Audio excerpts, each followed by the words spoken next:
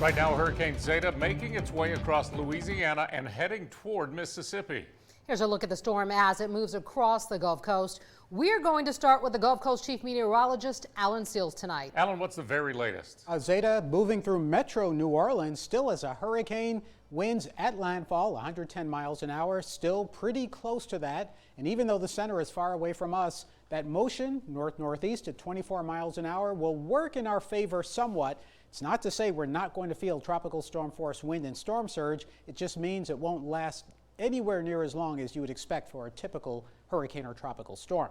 There was one tornado warning about an hour ago for northern Escambia County. Since then, no other warnings. However, just offshore, there are some signs of rotation within the rain bands moving onshore. That's why we have a tornado watch that will take us through the evening. That is just one of the potential threats coming from Zeta.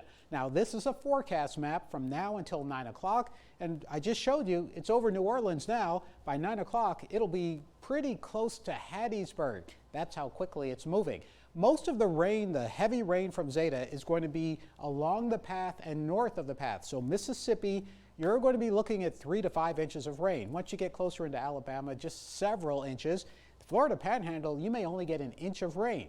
Now, as that system quickly moves to the north-northeast, by 11 o'clock this evening, look at what the radar is projected to look like. So basically, you're taking something that is right here, right now, and you're moving it that far to the north in a short period of time, simply because it's moving so fast. So that's what works in our favor. The problem, though, is even with that, the winds, they stay out of the south all the way through the night.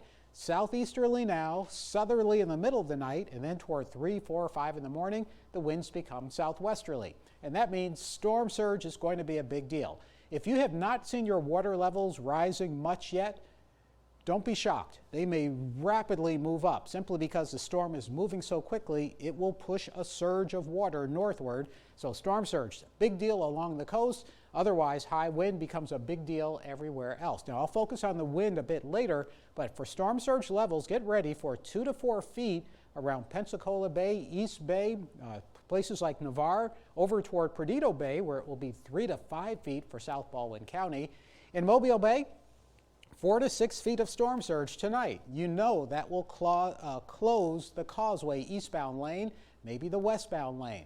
Dauphin Island, Cote Inn, Bayou Battery, you could see 4 to 8 feet of water above ground level if you're right at the coast. So that's the storm surge threat, and it gets even higher as you travel westward through Mississippi.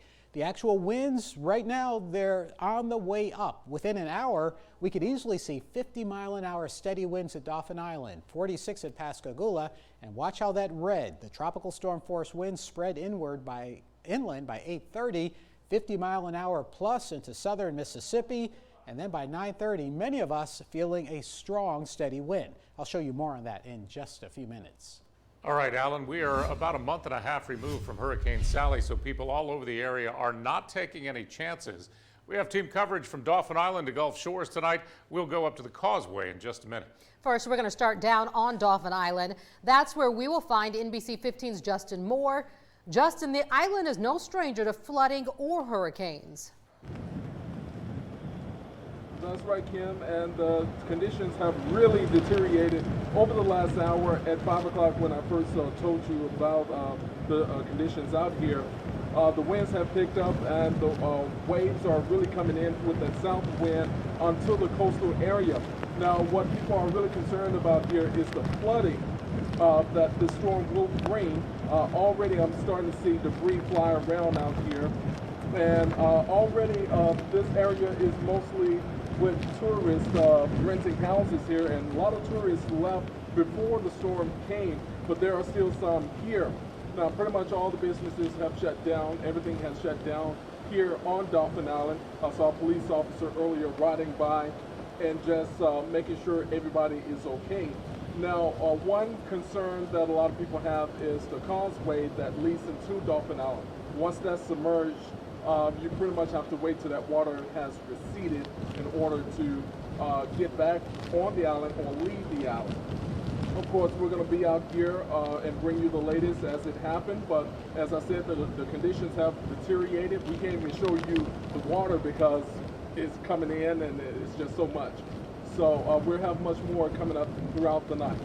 live on Dauphin Island. Justin Moore, NBC 15 News. Justin, thanks. Now, just yesterday we told you Dauphin Island is already looking at $1 million in repairs from earlier in the hurricane season. Crews there still have about 20% of the debris left to clear from Hurricane Sally. Gulf Shores is still reeling after Sally made landfall there just last month. Let's take a live look now here down at the beach. Our team coverage continues with James Gordon, who is in Gulf Shores right now. James. Greg and Kim, you know, you can feel the outer bands definitely at this hour here along the beaches in Gulf Shores. The wave action has pretty much increased from 3 to 5 feet to at least 5 to 8 feet is what they were predicting and telling us, and maybe even this evening there could be some surf up to 15 feet tall. That's what the lifeguards are telling us here. They'll have their lifeguards on standby with some high water vehicles in the event that flooding does occur. At least right now in Gulf Shores, there was a voluntary evacuation. So folks who had to leave those low-lying areas have left. Folks who live in condos where perhaps maybe parking lots would get flooded, those people have taken their vehicles to higher ground. And people in Baldwin County are also asked to stay off the roads starting at 8 p.m. tonight, from 8 p.m. to 5 a.m. tomorrow in the event that debris does fall along the roadsides and if there is some flooding, which is expected, especially in the low-lying areas not far from the beaches here. Now, the winds are picking up, not too much rain. The clouds are rotating right above me, and as you definitely can feel those outer bands as they circulate along the coastline here along the Alabama beaches. And of course, the beaches are closed as well with double red flags. For now, we're live in Gulf Shores. James Gordon, NBC 15 News. All right, James, if you're looking for shelter farther inland, Baldwin County has opened the Coliseum in Robertsdale. On this side of the bay, 2 shelters are open, the Mass Shelter at Theodore High School and a medical needs shelter at Burns Middle School. Remember to bring your own pillows, blankets, and personal supplies. If you're trying to get across the bay, you know what the causeway tends to do in these kinds of storms. The only question is, when will it flood? Spanish Fort Police are keeping a very close eye on the causeway tonight, and so is NBC 15's Andrea Ramey. Andrea, how much more has the water come up right now? Yeah, hey there, Greg. We are starting to see the bay waters crash up over the seawall right now. It's just collecting on the shoulder right now. It's not really causing any issues for traffic. All the lanes at this hour do remain open, but you can see behind me there are ALDOT crews standing by and monitoring very closely. They've got the orange cones ready in the back of the truck there in the event that there will be lane closures or that ramp to I-10 needs to close. Around 4 o'clock, ALDOT went ahead and closed the Bankhead Tunnel in anticipation of the storm surge that will arrive this evening, and they physically shut the doors on the east side of the Bankhead Tunnel and put sandbags up against those doors to prevent floodwaters from coming in. Those doors will reopen once the floodwaters do recede. Spanish Fort's mayor this afternoon urging all businesses on the causeway to close and to get everyone out by 7 o'clock tonight. Again, the rain is coming down. The wind's starting to howl a little bit here on the causeway, but the traffic is unaffected by the storm surge at this point. Reporting live on the causeway tonight, Andrea Ramey, NBC 15 News. Andrea, thank you. The causeway isn't the only place expecting to see flooding here on the Gulf Coast. We're going to send it back now to the Gulf Coast Chief Meteorologist. Alan, what can we expect overnight? Overnight, winds are going up to tropical storm force, storm surge flooding as opposed to rain flooding. And you look at Mobile Bay right now, you see the rain spreading over our area. But behind me, what should catch your attention, the center of Hurricane Zeta. There's New Orleans right there. The heaviest rain bands have moved north. Now they're heading toward the Pearl River. As it does so, we are going to see those increasing storm surge levels due to increasing wind, the 2 biggest threats. Let me pick up where I left off earlier, talking about wind projections going easily to 40 miles an hour in Gulf Shores by 8:30 this evening. Downtown Mobile, 40-mile-an-hour winds, over 50 miles an hour in Greene County, George County, Mississippi. Along the Mississippi Gulf Coast, winds Biloxi could be 65 miles an hour. Heading toward about 9:30 this evening. Atmore, you're near tropical storm force. Chatham with winds of 45 miles an hour, similar to what you'll find in Gulf Shores. And you saw Dauphin Island there, steady winds 50 to 55 miles an hour. They will gust 60 to 65. So this is going to be a strong wind situation. What you see in red moving inland, that's winds over 40 miles an hour toward 11 o'clock this evening. So there's that south wind continuing along the coast. Pensacola, you'll see steady winds of 38, 40 miles an hour, which doesn't compare to Sally, but still that's tropical storm force. Moving from midnight to about 1, 2 o'clock in the morning, those tropical storm force winds keep on going, and that's because Zeta is going to be a fast-moving system. By that point, though, look at the winds in Mobile, 15 miles an hour. So it's going to be several hours this evening where the winds go up very fast, they stay up, and then they gradually subside once we get past midnight to about 2:30, 3 o'clock in the morning. It's going to be the same story with the rain. Most of the rain is coming middle evening, and then it tapers. I'll show you all that and the details on the landfall of Zeta in just a few minutes. All right, Alan, for updates on Zeta and any impacts it will have on our area, make sure you tune into any iHeart radio station throughout the evening and overnight. If you're not near television, iHeart Radio is simulcasting our coverage at the top of every hour. iHeart Radio and NBC 15 News are partners and are working together to keep you safe until the threat passes. All right, our coverage of Hurricane Zeta continues after the break. We're going to let you know which schools in our area are set to reopen tomorrow. Also, the responders who have been all over the Gulf Coast this hurricane season, how power crews are gearing up for recovery from yet another hurricane. This is NBC 15 News, winner of Best Newscast from the Alabama Broadcasters Association.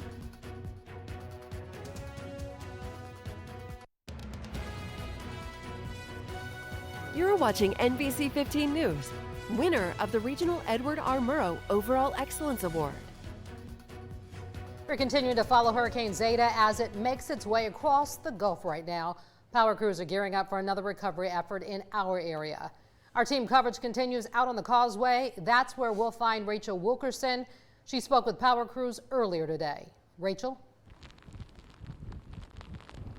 Kim and Greg, just 42 days ago, 97% of Baldwin County was without power thanks to Hurricane Sally. A Baldwin EMC says what's concerning about Zeta is there are still some trees that are leaning that could fall into power lines. There's also debris that could get picked up from the wind and fly into the power lines, causing outages. A Baldwin EMC says they are prepared, though. Riviera Utilities has enacted its mutual aid agreement, so they have over 40 crews ready to respond. Alabama Power also has crews that are ready to go. Beth Thomas says when safe, they will immediately begin repairs. If winds exceed 40 miles per hour, crews will be called back for safety. She's expecting with tropical storm force winds that Dauphin Island, which is prone to lose power, will at some point go dark tonight. We're waiting to see what impact we will have here. Of course, if we are not severely impacted here and we're able to send crews to other areas to help, we'll certainly do that. Be prepared to lose power. Make sure that you have your supplies ready to go. And if you are on the roads, be mindful of the traffic lights. If they are out, treat it as a four-way stop, and everyone just stay safe. Reporting live in Baldwin County, Rachel Wilkerson, NBC 15 News. Rachel, thank you. Over in Louisiana, power companies are all preparing for recovery efforts. Dozens of trucks lined up at the Pontchartrain Convention Center in Kenner, Louisiana. A few miles away, Zeta moving out of New Orleans. Here's a look at downtown right now. Just a little while ago, there were 50, 60, 70 mile an hour winds. It was tough for people to even stand up there. Right now, they are in the eye of Zeta. You can see right there is Canal Street, right near the French Quarter. A big difference. Yeah, in just a few minutes. Closer to us, here's a live look now at the lighthouse in Biloxi. Check this out. You can see that the rain is lightening up just a little bit. It was whipping a little bit earlier on Highway 90 down on the Mississippi coast. All right, here's a look at the storm right now. As you can see, the eye right over New Orleans. Let's get back to the Gulf Coast Chief Meteorologist. This thing is moving. Compare it to Sally, which sat in place for hours. New Orleans just showed you the story. It comes in quickly and fortunately moves out quickly. But in between that period, our tropical threats overnight are going to be high wind, as in tropical storm force wind. In some cases 50, 60 miles an hour, gusting over 70, and of course storm surge, which could be as high as 6 to 8 feet in some spots. I'll show you that in just a moment. But that bright red that you saw move through New Orleans, that was that outer eye wall or inner eye wall, and that's where you get the strongest winds. And now that New Orleans is in the eye, The winds have calmed down. In the bigger picture, though, here's what's going on offshore. We always talk about the green next to the red on the radar. Well, this is my concern for later this evening. There are a couple of thunderstorms that are easily 60, 70, 80 miles offshore that are all moving toward land that are showing rotation. So that's why we have a tornado watch continuing through the evening. In the near term, I don't see any immediate threat of a tornado, but obviously the rain is spreading in, the winds are picking up, and this is going to be the beginning for many of us of a fast-moving system that is going to take more trees down. The big difference for those of us, say, in Mobile County, Washington County, and southern Mississippi for this versus Sally, our winds are going to be out of the south instead of out of the north. Zeta will move very quickly, and everybody gets a south wind. Now, east of I-65, the overall winds, they won't be as strong as they were during Hurricane Sally, and they certainly aren't going to last as long. But you saw how quickly that moves out of the picture. Again, we're talking 3-4 hours of intense weather, followed by less intense as we go later tonight. And certainly by sunrise tomorrow, we begin to see clearing to the west. So tomorrow, we wake up to a quieter day. There's the outline of the tornado watch. It covers all of the NBC 15 area through the evening, and it really will be late evening when the tornado threat goes down, but we'll still be dealing with the wind issue. So 7 o'clock this evening, projections.